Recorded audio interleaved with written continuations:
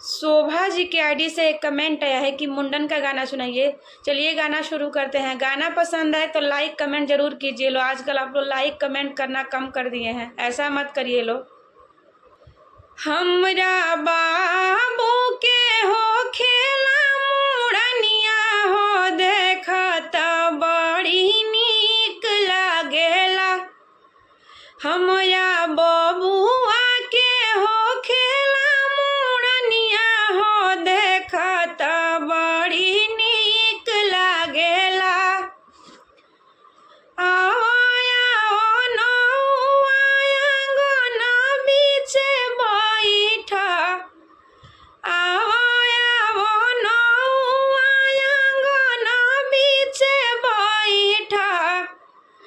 हमरा बाबू के काटना बाल हो देखत बड़ी नीक लागेला।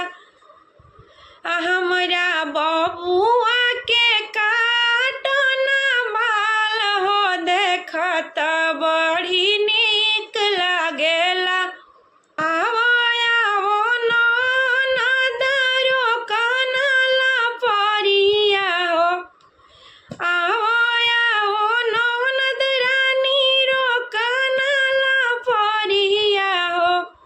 आ भाभी नेग दीहे कानवा के बाली हो देखत बड़ी नीक लागेला।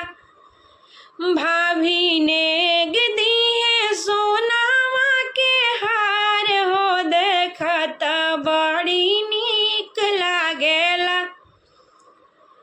हमरा बबुआ के हो खेला मुड़निया हो देखत बड़ी